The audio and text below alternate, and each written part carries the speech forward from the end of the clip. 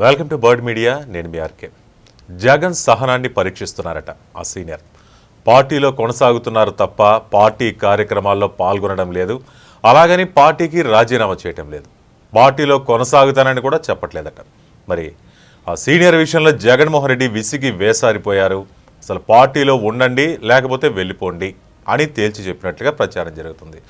మరి ఇంతలా జగన్ని ఫ్రస్ట్రేట్ చేసినటువంటి ఆ నేత ఎవరు, ఏంటా కదా అంటే ఇప్పుడు మనం శ్రీకాకుళం జిల్లా వైపు వెళ్ళాలి.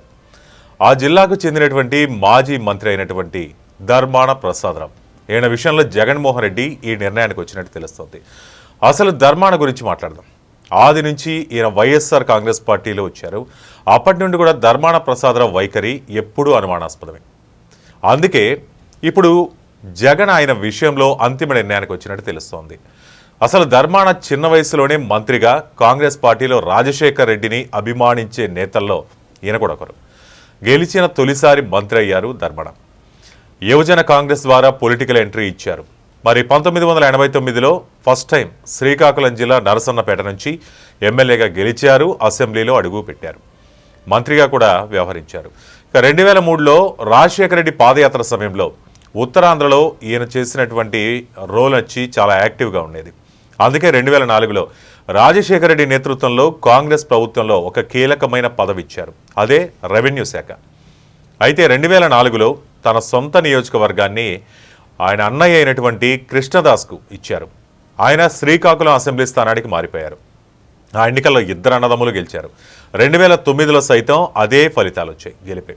కానీ జగన్మోహన్ రెడ్డి వైఎస్ఆర్ కాంగ్రెస్ పార్టీ ఏర్పాటు చేసిన తర్వాత సోదరులిద్దరి మధ్య చీలికొచ్చింది. ఇద్దరు అన్నదమ్ములు పార్టీ మారిపోయారు. కృష్ణదాస్ అయితే వైసీపీలోకి వెళ్ళారు. అయితే 2019 ఎన్నికలకు ముందు తిరిగి ధర్మాన వైసీపీ గూటికే వచ్చారు. అయితే జగన్ వైసీపీ ఏర్పాటు చేసిన సమయంలో ధర్మాన తీవ్ర స్థాయిలో కొన్ని వ్యాఖ్యలు చేశారు. అనుచితంగా మాట్లాడిన సందర్భాలు కూడా ఉన్నాయి. కానీ రాజకీయంగా తప్పనిసరి పరిస్థితిలో వైసీపీలో చేరిన ధర్మాన 2014లో ఎన్నికల్లో ఓడిపోయారు. ఇక ఆయన అన్నటువంటి కృష్ణదాస్ కూడా నరసన్నపేట నుంచి ఇద్దరు ఓడిపోయారు. అయితే వైసీపీ కృష్ణదాస్కు ప్రాధాన్యత ఇచ్చింది. వైసీపీ ఆయన అన్నటువంటి కృష్ణదాస్కి ప్రాధాన్యత ఇచ్చింది. 2019 ఎన్నికల్లో మాత్రం ఇద్దరు గెలిచారు. కానీ ప్రాధాన్యత అన్నవైపే నిలిచింది. ధర్మాన ప్రసాదరావు వైఖరి జగన్మోహన్ రెడ్డి చూస్తూనే ఉన్నారు. మంత్రి పదవి ఈసారి ఆయనకి ఇవ్వలేదు. ఆది నుంచి నేను వైసీపీలో కొనసాగా, తనకు అండగా నిలిచిన కృష్ణదాస్కు ఛాన్స్ ఇచ్చారు. ఇది ఎప్పుడైతే వైసీపీలో చేరారో ధర్మాన ప్రసాదరావు అన్న అయినటువంటి కృష్ణదాస్ అప్పటి నుంచి కూడా ఇంకో పార్టీకి వెళ్ళలేదు, ఇటువైపే ఉన్నారు. కాబట్టి ఆ కృతజ్ఞతా భావంతో ఆయనకి మంత్రి పదవి ఇచ్చారు, ఈయనకి ఇవ్వలేదు. ఇప్పుడు ధర్మాన సైలెంట్ అయ్యారు. పార్టీలో సంబంధం లేదు అన్నట్లు, అంటే పార్టీ కార్యక్రమాల్లో యాక్టివ్గా లేరు. అయితే పునర్విభజనలో కృష్ణదాస్ను తప్పించి ధర్మాన ప్రసాదరావుకు అవకాశం ఇచ్చాడు జగన్ ఈసారి. కానీ 2024 ఎన్నికల్లో మనం చూసిందే, రాష్ట్రంలో ప్రతి చోట కూడా దాదాపు 11 స్థానాలు తప్పితే మిగతా అన్ని చోట్ల కూడా వైసీపీ ఓటమి పాలైంది. దాంట్లో ధర్మాన ప్రసాదరావు కూడా ఒకరు, ఆయన కూడా ఓడిపోయారు. కానీ కృష్ణదాస్ మాత్రం జిల్లా పార్టీ అధ్యక్షుడిగా ఆయనకి పదవి ఇచ్చారు. ఆ పదవి కట్టబెట్టడంతో పార్టీ బలోపేతానికి ఆయన వంతుగా ఆయన కృషి చేస్తూనే ఉన్నారు. మరి ఇప్పుడు సోదరుడు ధర్మాన ప్రసాదరావును అంటే ఒకప్పుడు తీసుకొచ్చారు కాబట్టి ఆ స్థానాన్ని నరసన్నపేటని ఆయనకి ఇచ్చి శ్రీకాకుళంకి వెళ్ళారు కాబట్టి ఆ కృతజ్ఞత ఎప్పుడు చూపిస్తూనే వచ్చారట తన అన్నైనటువంటి కృష్ణదాస్. ఆయన్ని యాక్టివ్ చేసేందుకు కూడా చాలా ప్రయత్నాలు చేశారట ధర్మాన ప్రసాదరావుని. కానీ ధర్మాన ప్రసాదరావు నుంచి మాత్రం స్పందన లేదు. ఎందుకో ఆయనకి వైసీపీ మీద లోపల అసంతృప్తి నెలకొంది. ఇంకా ఈసారి ఎలక్షన్స్లో ధర్మాన ప్రసాదరావు కుమారుణ్ణి బరిలోకి తీసుకురావాలని చూశారు ధర్మాన ప్రసాదరావు. ఆయన కొడుకైనటువంటి రామ్మోహన్ నాయుడు పొలిటికల్ ఎంట్రీ కోసం ఆశగా ఎదురు చూశారు. మొన్నటి ఎన్నికల్లో నిలబెడదామనుకున్నాడు. కానీ జగన్మోహన్ రెడ్డిని అడిగితే ఆయన అందుకు అంగీకరించలేదు. ఇది ధర్మాన ప్రసాదరావు చాలా మనసులో పెట్టుకున్నారు. కానీ మొన్నటి ఎన్నికల్లో ఈయన దారుణ పరాజయం ఎదురైంది.